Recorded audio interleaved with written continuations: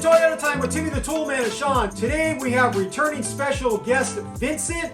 And what we're going to do for Vincent today is we're going to do a valve cover gasket job on his 2000 LX 470 that has the 4.7 liter 2UZ-FE V8 engine. That 2UZ engine was used on a lot of different models. It was used on 4th gen 4Runners, 100 series Land Cruisers, Tundras, Sequoias. So a whole bunch of different models this engine was used on. And it is an awesome engine. These engines have been known to go over 1 million miles, no problem, provided you take care of the engine with the regular preventative maintenance that the engine needs. As part of my research for this job, I did browse through existing videos that other YouTubers have put up.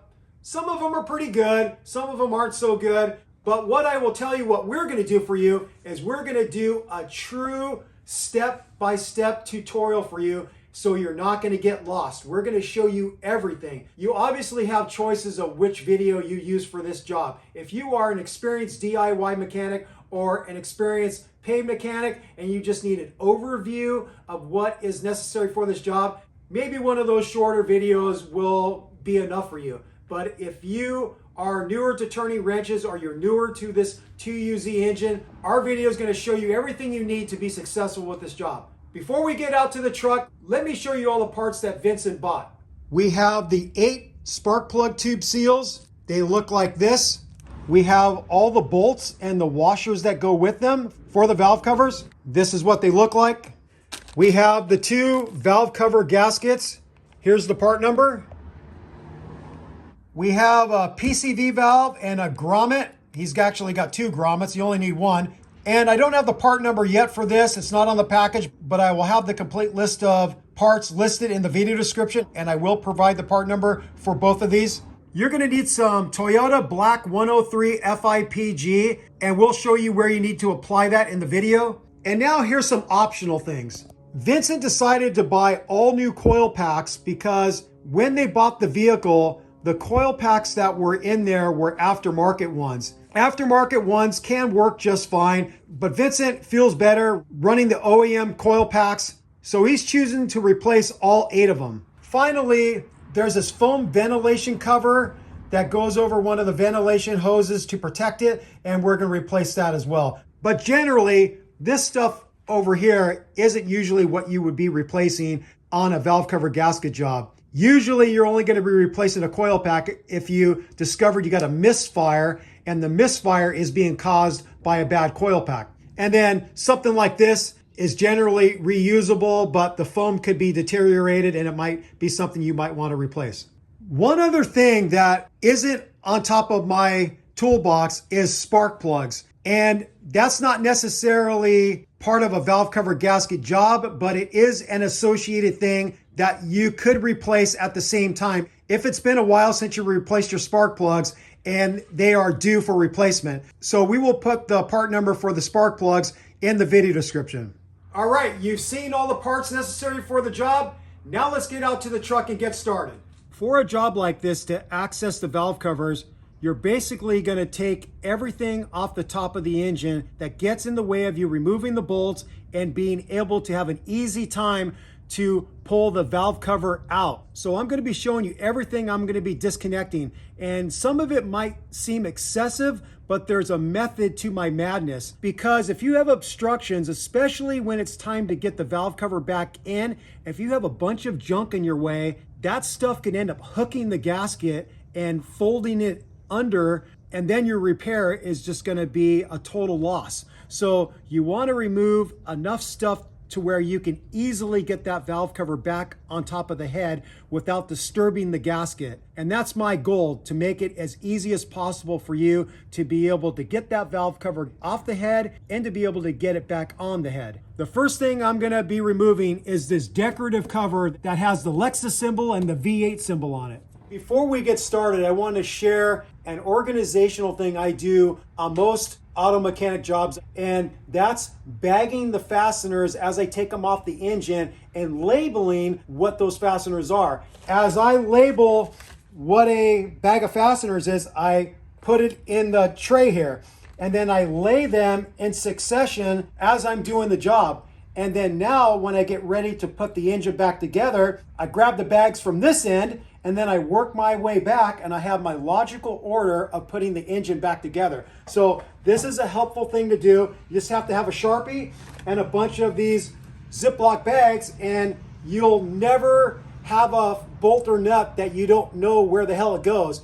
Some guys just pour all their fasteners into a big pile, and I don't know how the hell those guys stay organized. So it does take some extra time to label the fasteners and bag them, but it's a hell of a lot better than finishing a job and looking down at your workbench or your toolbox and you're thinking like, I wonder where those go. And now you've screwed up. So stay organized while you're working and you will be much better off. All right, let's get that engine cover off. This decorative cover is held on with two 10mm bolts in the front and then two 10mm acorn nuts in the rear. I'm going to zip those off with my long reach Milwaukee ratchet, short extension, deep 10mm socket. Another thing you'll notice that's nice to have is magnetic trays. So as the fasteners come off, I put them in a tray and then I transfer them to a Ziploc bag. That's one of the little acorn nuts. Okay, and this thing should come off. I'm choosing to start on the passenger side, and the first thing I'm gonna do is get this air tube assembly and part of the air box out of the way. That's gonna be the main obstruction for me to be able to get to the passenger valve cover. I'm gonna start off by removing some hose connections to the air tube assembly. The first one is right here. It's got a clamp you could just squeeze with your hands. Actually, this one doesn't really have any tension anymore. Okay, that one's off. There's a small vacuum line connection here that goes to the fuel pressure regulator. I'm gonna get that one off. I'm gonna use some hose gripping pliers to help break this free. That one's broken free. This is another easy clamp that I can compress with my hands. See if I can pull this one off. I can. There's another one right here that has an easy clamp you could compress with your fingers. I'll pull this one off. From the look of it, I think that's all the hoses. The next thing I'm gonna do, I'm gonna loosen this clamp that attaches the air tube assembly to the throttle body. You could either use a 10mm socket or a JIS or Phillips screwdriver. I'm gonna disconnect the mass airflow sensor connector. Just gotta squeeze down on it and pull back. Sometimes it could be a little stubborn. I'm gonna get underneath the release mechanism with a pick tool and see if I can get it released easier. There it is. I'm gonna unsnap the airbox cover. It's got 4 clips. There's a 10mm bolt I have to remove there. There's another 10mm bolt right here that I have to take out. So now you can see the air tube assembly is clearly loose. I'm gonna pull it off of the throttle body and then just lift this whole assembly out just like this. Since we're going to be disconnecting quite a few electrical connections, it's always a good idea to disconnect the negative terminal to the battery. So I already disconnected it. This is a much different connector than most of you are going to have, so don't let that throw you. Just get the negative terminal off and then get it out of the way so you have no power to the vehicle. I'm going to get this ventilation hose out of the way. It plugs into a port on the valve cover. I'm going to squeeze it and try to pull it off. Oh, and that has a split in it. That's going to happen with a lot of these old vacuum hoses. This is something you might want to replace as part of this job. Next, I'm going to disconnect all of the electrical connections to the coil packs. What really can help with these is if you get a 90-degree pick tool underneath the release mechanism, it'll help you remove them. Because quite often you'll push on this and start pulling and it won't release. So I'll get underneath there and then pop it off. I'll show it again. So you see how I got the pick tool right underneath the release mechanism, holding it out far enough so it's not hooked on the little tab, and then I just pull up and get it out. There we go. Next, I'm going to take out the 10mm bolts that hold the coil packs to the valve cover.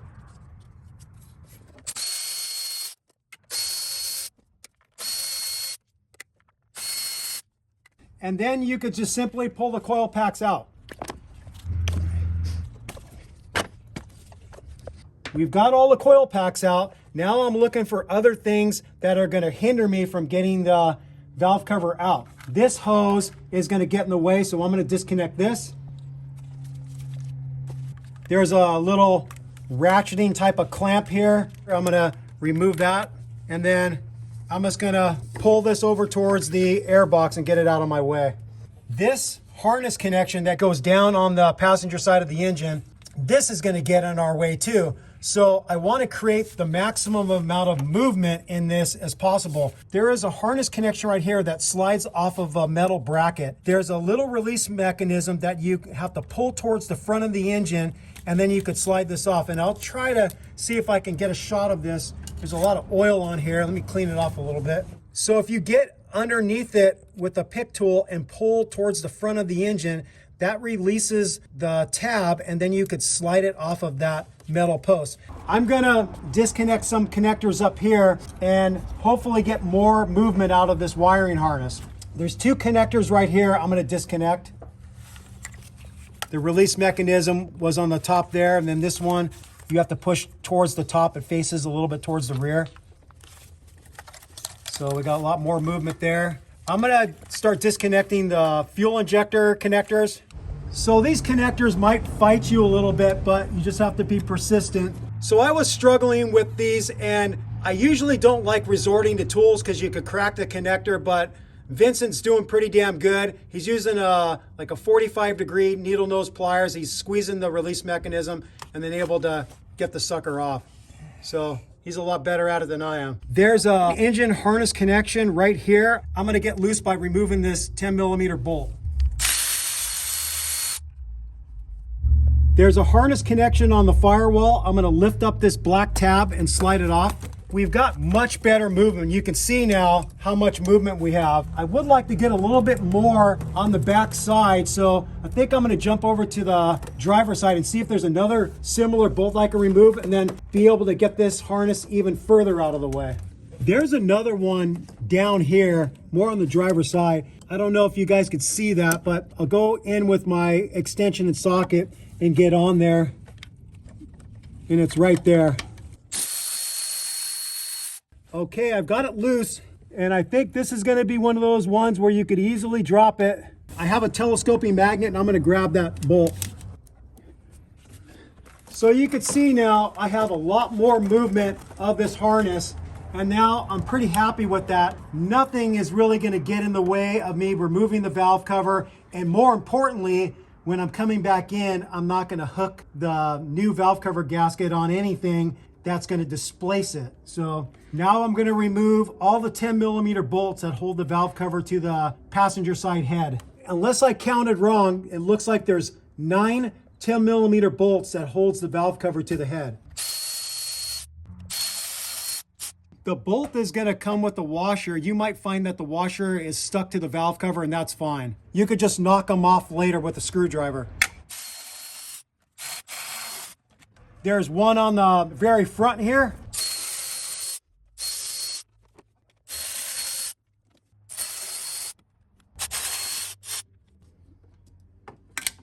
And that should be the last one. Now getting this off might be a little bit of a chore. You have a nice pulling point right here on this fitting. I'm gonna see if I can rock it free a little bit.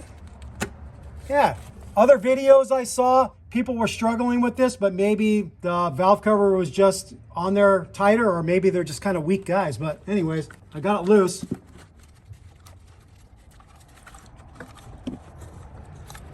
It looks pretty nice and clean. So whoever owned this before Vincent, I think did a good job of doing regular oil changes, because this is an indication of the health of the engine. If this was all sludged up with heavy deposits, that means somebody didn't take very good care of the engine. But by the look of this, this is relatively clean. I really don't see any sludge deposits in the least bit. So his engine was well taken care of.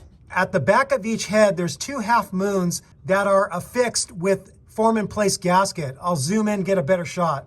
So you could see that one really clearly. And what the half moons are for is those are for the machining of the heads for the cams. So they need that cutout so they can go across the top of the head and machine the area out for the cams. And so that's what those are for. So I'm gonna try to pull those out with channel locks.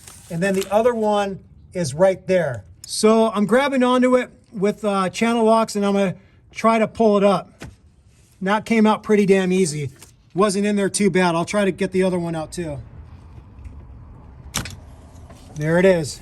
Some guys want to replace these, but that is a serious waste of money in my opinion, because it's just a hunk of aluminum that you affix to the head with some form and place gasket. So you really don't need to replace these. You just have to clean them up so you can put some fresh FIPG on it and reseal it to the head. The steps you take to do this job are going to be up to you. I'm going to choose to now go over to the driver's side and get that valve cover off. And then together, Vincent and I are going to take some time to clean the head surface off really well. We're going to clean the half moons off really well. We're going to replace other things like the spark plug tube seals. We're going to do that all at once.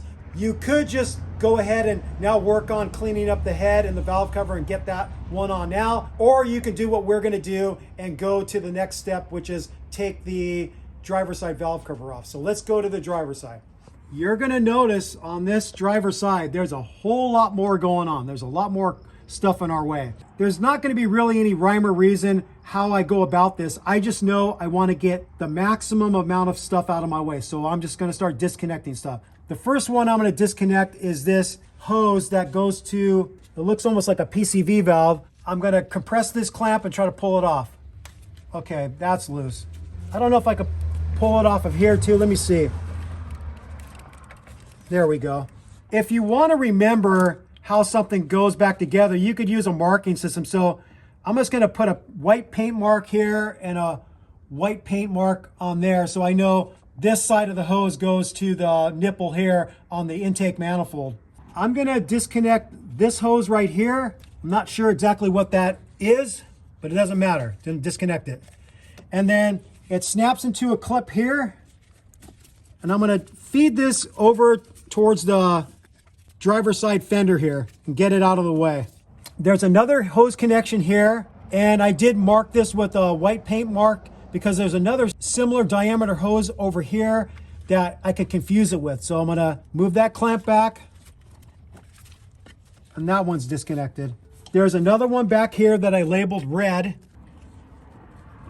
That one's kind of stuck on there. I'm gonna grab my hose gripper pliers and break that free. Okay, that's broken free. I should be able to slide it off now. And I'm gonna just tuck this over here out of the way. This hose that I disconnected here hooks up to a bracket, and it looks like I could disconnect that bracket with two 10mm bolts, one right here and then another one back here. So you can see the two.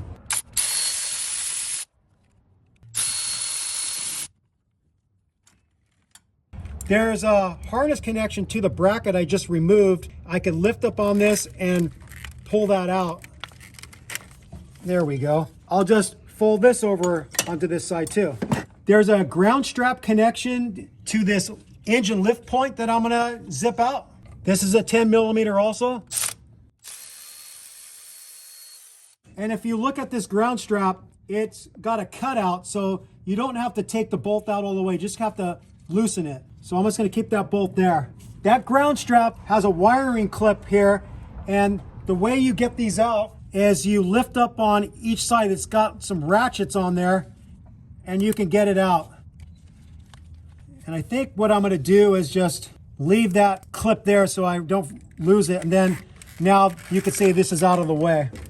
There's a main harness connection that attaches to a clip back here, and the release mechanism for the clip is on the top and bottom. I use a screwdriver on the top, and then I got on the underside of the release mechanism with a 90-degree small pick tool, and I was able to get that free. So we got more movement out of the engine harness now. I'm gonna disconnect this throttle cable from the bracket here. I'm gonna slide it out and then just maybe kind of put it right over the transmission dipstick, get it out of the way. Similarly to the passenger side, we're gonna choose to disconnect the fuel injector connectors so we can actually get this wiring harness as far out of the way as possible. One of the things I'm going to have to do to be able to disconnect this part of the harness from the intake manifold is I want to get this out of the way. So I have to disconnect this connector. That looks like a 12 millimeter. I'm going to zip that out. I'm just going to put that bolt right back in there so I don't have to keep track of it. So I'll just fold this up here, and then there's two 10 millimeter bolts that hold this harness to the intake manifold. There's one here, and then there's another one right back here. I dropped that bolt somewhere back there. I'm going to have to go fishing for it.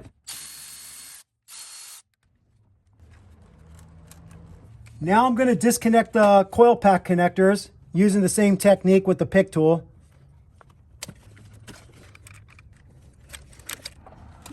The last connectors we're going to disconnect are the fuel injector ones, and these are the ones that I struggle with.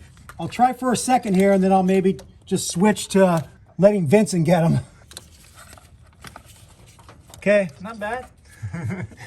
Vincent says not bad. Okay.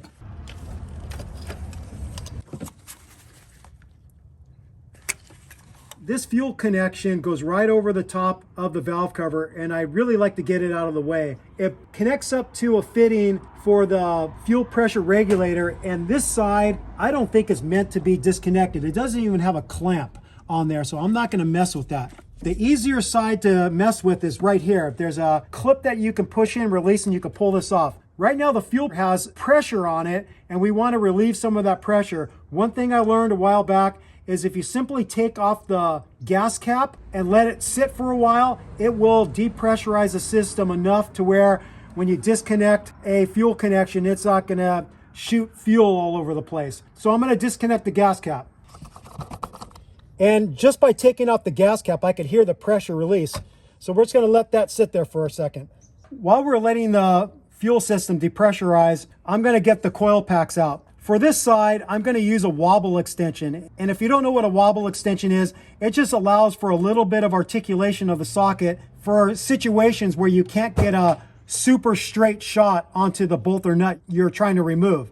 And that's going to come into play for this third one back because the brake booster is going to affect me getting a straighter shot.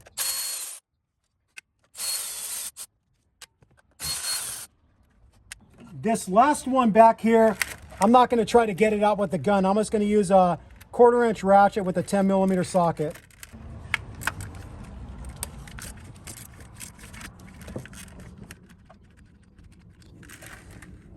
And then I'm just going to pull the coil packs up. This one I can't pull out straight because of this, looks like an AC line. I think I have to disconnect it from this bracket here so I can move this AC line out of the way. That's a 10 millimeter.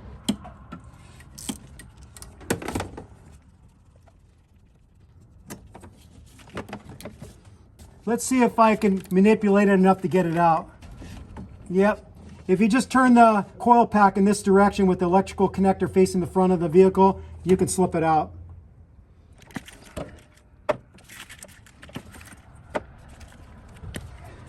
I want to get this engine harness out of the way as much as possible, so I'm going to try to lift it over and behind this lift bracket.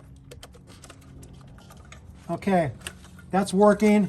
Just get all the connectors out of my way as much as possible. Now I'm going to disconnect this fuel line and hope fuel doesn't go spraying in my face. I think I'm going to put some safety glasses on just in case. So there's a green clip that you have to squeeze top and bottom. Then I'm going to put a rag over it, see if I can work it off. And there it is. Really no fuel at all. So now what I can do is just flip this over here and get this out of the way. Now, as you can see, we have really good access to getting the valve cover out. The only thing I wish I could do is get this main harness out of the way more, and I think what I'm going to do is disconnect it here. There's another little release mechanism here you can pull towards you, and then look at that. I could get it even further out of the way. I think that's going to be really nice for getting the valve cover back in with all that space. I decided to put a vacuum cap over this port to the fuel filter just so while we're working on the rig, we're not going to dump anything in there. I'm going to start removing the valve cover bolts on this driver's side. It looks like it's going to be quite a bit harder to get the ones on the lower side closest to the fender. We might have to use some different extension combos and maybe even a swivel. But what I'm using for these top ones is a long wobble extension and a 10mm socket. One thing that I didn't mention on the other side is don't be blown away if you find that these bolts are hand tight, because these washers are rubberized, and over time the rubber is going to get compressed and dried out, and it's going to shrink a little bit. That's my theory of why you find these things loose. It's not the fact that the bolt actually unscrewed a little bit, it's just that the rubber of the washer shrunk and got dried out from the heating and cooling cycles of the engine, and that's what you're finding. So don't be thinking like the last mechanic didn't properly tighten them. It's just what happens to these rubberized washers with the valve cover bolts.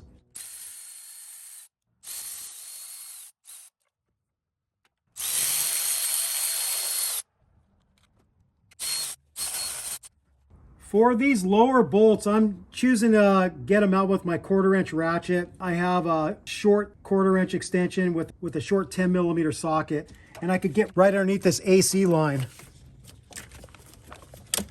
And you get the idea. It's right here, and I got it broken free, and I'm going to spin it out. Vincent came with some of his own tools, and he has some wobble extensions also. He has these cool sockets that grab onto the head of the bolt. It's not a magnet, it's got a ball, a little ball bearing that hooks onto it. Who makes this? Koken, made in Japan. Koken, made in Japan, okay. Yeah, look at that.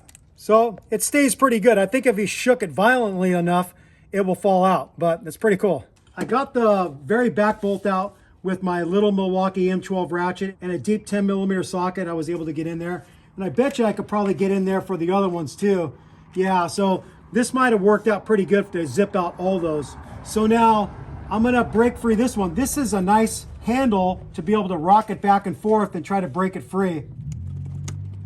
There it goes. I did release this bracket, and I think I am gonna completely release it, take this bolt out, because it looks like it hooks over the front of the valve cover. So I am gonna move this bracket out of the way a little bit, just like that. I'm just gonna put that bolt back there so I don't have to keep track of it. Okay. There it is. So I could tell that this one's going to be a little more challenge of getting in because of the AC line that doesn't really have much movement to it, and then this engine harness. So if you could pull this up and get it out of your way, then it's one less thing to hinder you. And I think what I'm going to do is take a bungee and bungee it over to the lift strut for the hood. This way it's out of my way, and it's one less thing I have to mind when I'm getting the valve cover in. So there's this side. And the gasket just stayed attached to the engine, so I'm gonna peel it off. Now it's time that we're gonna clean up both head surfaces. One thing I wanted to show you is in these corners on either side of the hump, you're gonna find some form-in-place gasket at those corners, and that's because where the gasket meets the surface head, oil could potentially sneak past there. So we have to clean it off on either side of this front hump here. And then where we pulled the half moons out of the head, I haven't pulled these out yet. We'll have to clean up that area really well of the old form-in-place gasket, and also clean up the half moons. I'm gonna pull these out with the same channel locks, so you don't need to see that. So we're gonna start cleaning up the head surface, get rid of the form-in-place gasket everywhere it's on the heads, and then we're gonna spray down the valve covers with brake cleaner and brushes and rags and get them nice and clean and ready for reinstallation. One thing I will show of the cleaning process is that I like putting a rag anywhere where there's these big chunks of form-in-place gasket. I'm using this spudger tool. It's plastic, it's not gonna mar the surface, and break it free, and then try not to let it fall into the engine. That's what your goal is. And then with all this black gunk that you're gonna wanna clean off, just spray some brake cleaner on a rag, and then just be mindful, move it towards the inside, towards the intake manifold, or move it towards the exhaust manifold on the bottom side. You just want to try to not get a bunch of debris into your engine.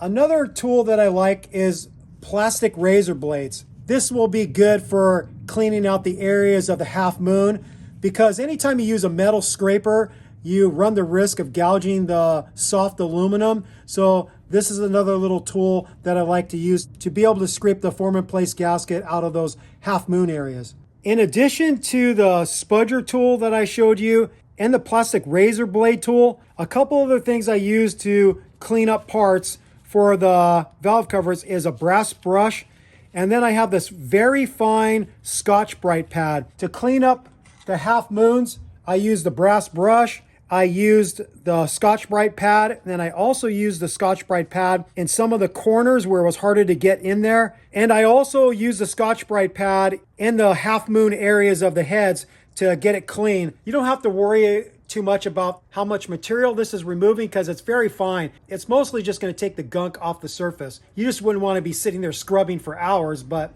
you do a little scrubbing, you could get it clean. And then use some brake cleaner on the parts, get them nice and clean. Same with the head surface. Use some brake cleaner on a rag and get it nice and clean. Now what we're going to do is we're going to show you how to remove the spark plug tube seals and how to install one of them. You can see that we have a couple of the spark plug tube seals already out because we are doing a little bit of trial and error on the best way to get them out. The first thing you have to do is you have to pry up these 4 fins that prevent the spark plug tube seal from being able to pop out. So you get underneath it with the flat blade screwdriver, give it a little twist to get it up a little bit, and then go to the next one.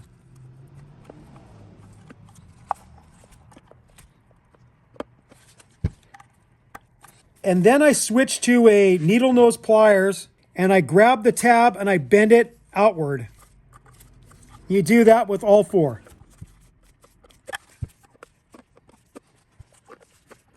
Next, I'm going to flip it over and I want to knock out this inner part so I can get in there with a flat blade screwdriver easier to pry up the spark plug tube seal out of the valve cover. So I'm going to get a big flat blade screwdriver. I'm going to get it on the inside lip and I'm going to pound down. It's just going to break on you because it's going to be so brittle. You knock that out of your way. And then now what you're left with is the outer ring that is metal with rubber over it. I grab a smaller flat blade screwdriver and I get it underneath the spark plug tube seal, and then I just give it a twist and try to start prying it up. This one was kind of interesting. The other 2 I did previously, I could get the screwdriver in underneath the lip of the metal part of the seal, but I was failing miserably, but I finally got underneath there, and you just kind of twist the screwdriver and then you can get it out. And you're going to see that this bottom part is going to be marred up from me twisting the screwdriver against the surface. But this part right here, the bottom part, isn't a sealing surface. It's the sides. You don't want to mar up the sides because that's where this seal makes a connection. Some guys will use a hooked type of seal puller like this, but the dangerous part of using something like this with sharp edges, if you get this thing in here and you go too deep with the tip and you drag it across the sealing surface, you're going to make a groove in the aluminum, and then now that could be a pathway for engine oil to get past the spark plug tube seal. So that's why I'm using the screwdriver and ending up making marks on the bottom edge, but nothing on the sealing edge. So that's what you want to do. I want to show one more of these so I make sure that you get it. I've already pried up the 4 tabs. I knocked out the center from the other side. I'm just going to get in here, kind of force the screwdriver underneath the lip and pry by twisting it one way and the other way. Okay, I got it lifted up a little bit there. I'm going to move to another spot, pry a little bit, move to another spot, and finally do a little prying here. There we go. That's all there is to it. You just have to slowly work your way around the underside of that spark plug tube seal, just twisting it and getting a little bit of movement out of the pocket that it sits in. For the installation of these, I like to lubricate them with a little bit of engine oil. Dip my finger in here. Lubricate the outside. And then here's where some people go wrong. They get this thing in backwards, and you can get it in backwards. So see how this side, the inner ring, is raised up from the sealing surface? That's the direction you install them. You don't install them like this with the concave side facing you. You have the raised edge facing you. If you find that the tabs aren't bent back far enough, bend them some more. I think I could squeak this by. And then I'm just going to push it down with my hands a little bit. And then a nice tool to use to drive them in is a 32 millimeter half-inch drive socket. And you technically could drive this in too far, which would make it hard in the future to get in there with a screwdriver to pry up the old seal. The reason why I was able to get underneath the spark plug tube seal is because the spark plug tube seal wasn't driven all the way to its furthest depth, to the underside of this lip. So it isn't driven in fully. So what you want to do is drive it in to where this part of the spark plug tube seal is even with the surface of the head. Not this tin cover on the inside that's riveted in place, but a little bit lower, like a millimeter or two. It's a little bit hard to do that. Usually I will take a brass drift and hang the brass drift over the edge and just knock it in equal. But because I have to knock it in a little bit below this tin shield, I'm not going to be able to utilize that technique with the brass drift. So I'm just going to carefully drive this in and be really slow and methodical. And as you're driving it in, you just want to look around the edges and see where your high spot is and hit the high side down. You can see that there's a little bit of a gap of the spark plug tube seal from the underside of the valve cover. There's a slight gap, like a millimeter or two, and that's it. Once you get all the spark plug tube seals in, then you want to flatten down those 4 tabs. I usually do it with a brass drift. So you just get on there and hammer them towards the center. You could do it with a screwdriver, but I would get the screwdriver like this and not like this, because you could glance off and go right through the seal. So if you do it like this at a right angle, then you're less likely to glance off of it. So you just got to knock all 4 down, and this is to prevent the spark plug tube seal being able to pull out of the valve cover. So I've got all the spark plug tube seals in, and I will fully admit I drove quite a few of them in further than I wanted to, because it's just super hard. You're tapping away with your hammer on the 32 millimeter socket. It's not going in. And then all of a sudden you give it another tap and it drives in too far. And it is what it is. It's not going to prevent the spark plug tube seal getting a good connection with the spark plug tube. But the only thing is that in the future, if you wanted to get out those spark plug tube seals on a future job, another 250,000 miles down the road, you might not be able to get that screwdriver underneath there. And because of that, I want to show you a different technique I've used on 3rd Gen 4Runner valve covers. And it works pretty good, but you have to be careful when you strike with the hammer and a flat blade screwdriver. I'll show you that technique. So you would do the same thing by prying up the tabs. You would flip it over, knock out the inner part, and then you flip it back over. And the technique I'm talking about is you get in here on the very edge. You come in like this at an angle, not like this to where you can drive it against the sealing surface. So you're trying to capture just the edge of the spark plug tube seal, and you hammer it. And pretty soon you'll get a purchase on one side of it, and you start driving that part of the spark plug tube seal in towards the center. And then you might want to do a second side to weaken it a little more, but usually one is good enough. And then the tool I like to use is I grab onto that section that I bent with a 90-degree needle nose pliers. I grab onto it, and then I twist, and I pull the spark plug tube seal up. If you're really curious to see that technique, you can click on the link above, and you can see that video that I shot on a 3.4 liter V6 engine with Sean, and I show that technique in the video. But basically, you're just hammering in the side and then being able to get a purchase point with a bent nose needle nose pliers. Now I'm going to attempt to get this PCV valve out of the valve cover, and from experience it's going to be a little bit difficult because the grommet's really hard now. It's not soft and supple, and it's going to be a little bit of a fight. So let me see if I can get this thing out.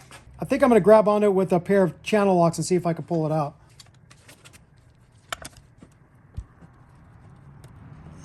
There it is. Now this thing is going to be really brittle. I'm going to try a screwdriver and see if I can pry up on it a little bit. See, the lip is just breaking off because it's so brittle. And then see how it fell in there? I can get this out though. You can see the grommet there. I'm going to see if I can grab it with the needle nose. Just breaking apart. There we go. Got it out. Maybe shake it a little bit. Make sure there's no parts in there. We've got a new grommet. I lubricated it with some engine oil. I pushed a little bit on the inside, and then I placed a little bit of engine oil on the new PCV valve. The way you could check a PCV valve if it's working, if it's rattling, that's a good sign, but it's supposed to let pressure out, not pressure in. If I blow on this and get engine oil on my face, I can't blow through on that side. But if I blow through on this side, I can blow through. So if you want to save money, you can do this test on your old PCV valve and reuse it. So I'll insert the grommet. Just goes in flush, just like that. And then you insert the PCV valve into the hole. Some of you guys might have a hard time finding the hole, but I'm helping you out. There you go. We're now going to install the valve cover gasket onto the passenger valve cover. The valve cover gasket has two distinct sides. It has like a long skinny side and then a more flat bulbous side. The flat bulbous side faces the head and the long skinny side goes into this groove. So you just have to match up the contour and start fitting it in here, pushing it in place. I suppose if you really tried, you can do this wrong. So I'm not going to say it's not impossible to get it on wrong because people do some amazing things. But you just want to make sure it's fully seated into all the grooves. And the nice thing about these gaskets is that they fit so snugly into the valve cover, it's less likely it can come displaced when you're going in to get it on top of the engine. But on the subject of displacing the gasket, that's why I wanted to get the majority of the things out of the way. So when we're going in with the valve cover over the head, I don't want to hook anything that's going to grab it and pull it out like that. And then I'm not going to see it because it's on the underside. So that's why you want to be really careful when you're going in that you're not dragging it across anything that could pull the gasket out of its groove on the valve cover. So now we're ready to get the half moons in with some of the black 103 FIPG, and then we're going to put it in the corners that I spoke about earlier. You have this thing nice and clean. It's free of all the old FIPG. You clean it up with brake cleaner. And then what you do is you go right along the center crevice there and you put a nice bead of it. That's plenty. You just slide this in place on the head. Try not to disturb the gasket material when you're getting it in place. You just push it in place and there it is. Gonna do the same with the other one. Once you have both half moons in, at the juncture on either side, you want to put a bead right on top of that juncture. It doesn't have to be a ton. Just put a bead of FIPG right at the juncture.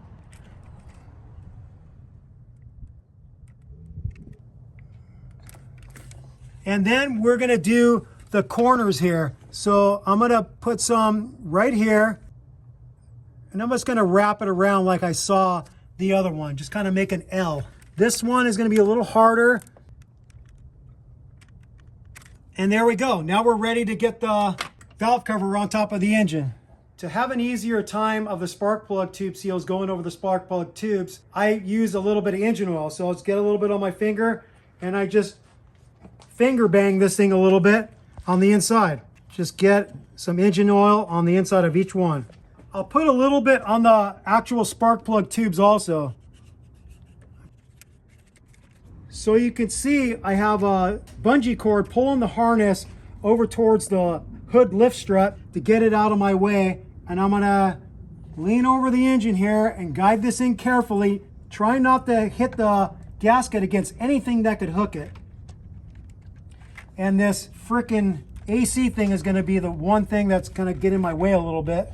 And the spark plug tubes are kind of your guide to getting it in properly. Okay, I see I got good alignment with the spark plug tubes. I'm gonna slowly push it down over the tubes. Now that I have the valve cover in place onto the head and I can see I've got good alignment with all the spark plug tubes, I'm gonna get all the bolts in. You don't need to see it. I'm just gonna get them all started with my hand. So I got all the bolts started. Now what I'm using is a long extension with a 3/8 swivel and a 10mm socket, and I'm just touching them all down with my hand strength, just getting them all equal. And then after that, you want to carefully and methodically tighten it down in several passes in a crisscrossing pattern. So you start in the center crisscrossing, then you go to the outer corners, and then you go to the one on the front, and then you just keep on doing that crisscrossing pattern, slowly bringing the valve cover down firm to the head. And the final torque for these is 53 inch-pounds, so it's a very light torque spec. With the ones on this driver's side, the lower ones, if you can't get a straight shot with a torque wrench, you're not getting an accurate reading. Honestly, I don't know if I'm gonna be able to torque those accurately, but I will report back. Vincent and I agreed that trying to get in there with the torque wrench was a little bit of a pain in the butt. If you have better patience than us, then go for it. But Vincent just decided to do the final tightening with a 1/4 inch ratchet, short extension, and a deep 10mm socket. And he's using that German spec of good and tight. So you just have to know these are small bolts. If you tighten them down gradually and equally in a crossing pattern and you get them nice and snugged up, you'll be good to go. All right, I have the half moons installed with the FIPG at the back of the heads. I have the FIPG in the corners, just like I did on the other side. And I lubricated the spark plug tube seals with some engine oil. I put a little bit on the spark plug tubes themselves. Now I'll slide this in, and this one's gonna be easier because there's less obstructions. Spark plug tube seals look lined up. I'm gonna start pushing it in. Okay, now we're just gonna get the bolt started and start tightening it down equally in a crisscrossing pattern. On this passenger side, Vincent was able to get in there with my little inch-pound torque wrench, and he was actually able to easily get all those to the proper torque spec. So we have the passenger side torque to the Toyota spec of 53 inch-pounds, and then we have the driver's side torque to the German spec of good and tight. So now we're gonna reverse our procedure, starting with the driver's side. That's the side we disconnected last. And we're gonna start getting all the things reconnected that we disconnected to get that valve cover out and back in. The last thing that we took off before getting the valve cover off was the coil packs. So I'm gonna slip in the new coil packs that he bought. If you haven't replaced your spark plugs, you'd wanna replace your spark plugs before doing this. Now I'm getting all the bolts in. I didn't get a torque value for these small 10mm bolts that hold the coil pack to the valve cover. Off the top of my head, I remember a 5VZ engine, the 6-cylinder, is like 66 inch-pounds. So if you want a torque spec, that's a good torque spec, 66 inch-pounds. Or you could just go by feel, which is what I'm gonna do with a 1/4 inch ratchet. I'm gonna reconnect the fuel line to the fuel filter here. Push it to where it snaps in, and then just put it in its keeper right here. I'm reconnecting this harness with the two 10mm bolts to the intake manifold.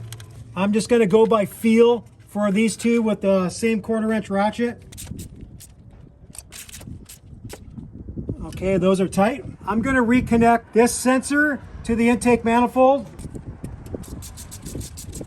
No torque value for this. I'm just going by feel with a 1/4 inch ratchet and 12mm socket. Okay, that's tight. I'm gonna plug in the fuel injectors. You push it in, you feel it snap.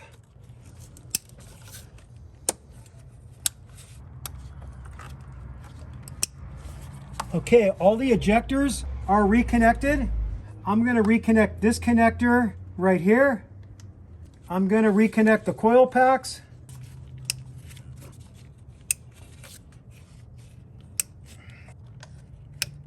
Okay, those are all connected. There was this fuel line connection right here. I'm gonna reconnect that. That's probably our return line. Slide that back on. Get the clamp in place. Okay. I'm gonna put this bracket back onto the valve cover. Okay, I got both of those bolts started and I'm gonna cinch them up with the same 1/4 inch ratchet. I'm gonna reconnect this hose to this fitting. That one's split a little bit. This hose that goes to the fuel pressure regulator, that was the gas hose. I'm gonna slip it in right here. Harness connections, there's 2 on this bracket and then there's 1 back here. So I'm gonna make the 1 back here first. I just gotta plug it in. Okay, plug that in. I'm gonna slide this clip over this bracket and lock it in. Same with this one. I'm gonna reconnect this ground wire right here. It's a 10 millimeter. Okay, that's tight. This ground cable was captured with this little scissor clip here. I'm gonna put this back in here, capture it. Okay, that's captured.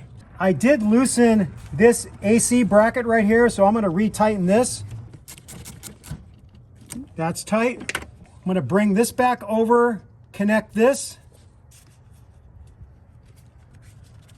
Looks something like this.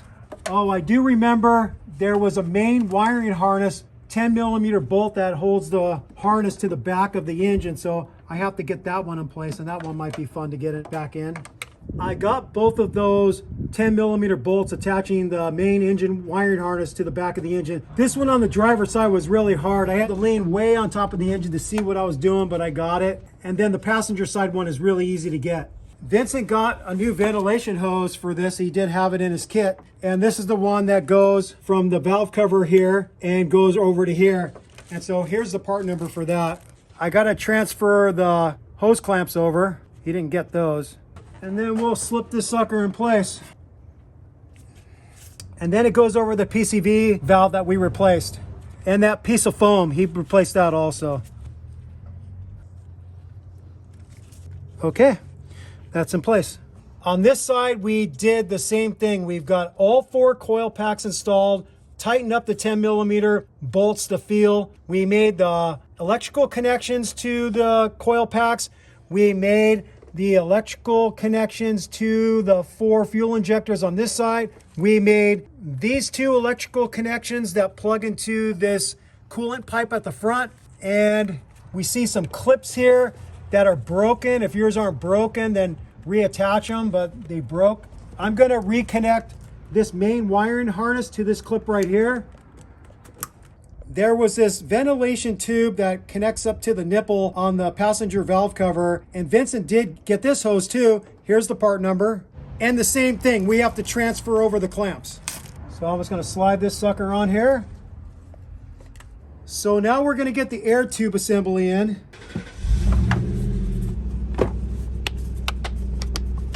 So now I'm going to install the bolts that affix the air tube to the valve cover. There was a long one and a short one, and the short one went in the rear. If you put the long one in the rear, it might hurt. No torque value for these either. I'm just going to cinch them up with a 1/4 inch ratchet. I'm going to make this ventilation hose connection right here. This is the one we just replaced. I'm going to hook up this small vacuum line for the fuel pressure regulator. I'm going to hook this one up. This one has a little bit of a split in it.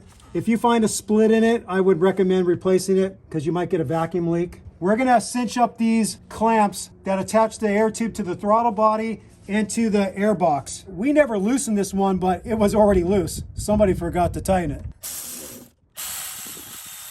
There's 2 more hoses that we noticed. One of them comes from right over into the front of the engine, and we had to feed it underneath the air tube because we should have got it on first, and it goes right to this nipple connection at the top of the intake manifold. There's another connection right here that we have to make to the air tube.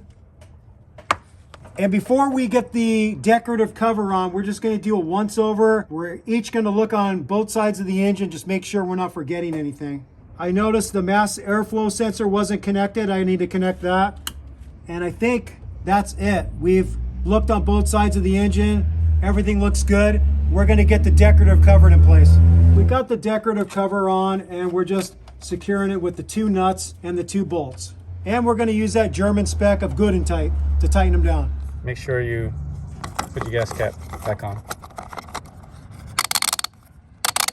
All right, we have the engine all buttoned back up. We've got the battery reconnected. According to Toyota, you're supposed to give that black 103 FIPG 2 hours to set up. We looked back through our filming clips and we were getting the valve covers on at about 3:30. It's now about 5:30. We're gonna call it good. We're gonna start this thing and fingers crossed, it starts up and runs just fine.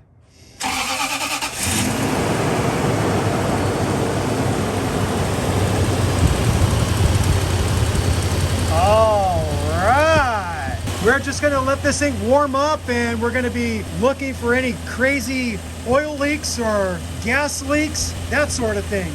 All right, we are all done with this job. It's not really hard, but you have to take the time to disconnect all the necessary things so you can easily get that valve cover out and it back in. If you try to shortcut those steps of removing engine harness connections, hose connections, electrical connections, then you're gonna maybe battle more than we did. So Vincent and I took the time to get as much things out of our way to have an easier time getting that valve cover in and out. And that's what I suggest you do. The only thing that I would think is not 100% straightforward is the driving in of the spark plug tube seals. In the past, I have just driven them all the way in and called it good. This time I tried to really knock them in flush with the head surface, but it didn't really work out. It's really difficult to carefully knock that thing in just flush. Other than that, it's just a matter of taking the time to get the head surface nice and clean, the valve cover nice and clean. You get the form in place gasket in the right spots in those corners on either side of that hump. You get the half moons installed with the FIPG and put the FIPG over the intersections of the half moons with the head. And then you get the valve cover back on and all the bolts in and put everything back together, and there it is there. I would have to say on this engine, a valve cover gasket job really isn't that hard. As you saw, some of the ventilation hoses we removed, they immediately cracked. So just be prepared for that. And if you don't have the hose in your possession, you could just tape it with some electrical tape for the time being, and then you could go order that hose from your local dealer or from an online seller. With all that said, we thank you for watching Toyota Time with Timmy the Tool Man and Sean and special guest Vincent. Thank you for watching. Thank you for subscribing. If you haven't subscribed yet, I don't know what the hell you are waiting for.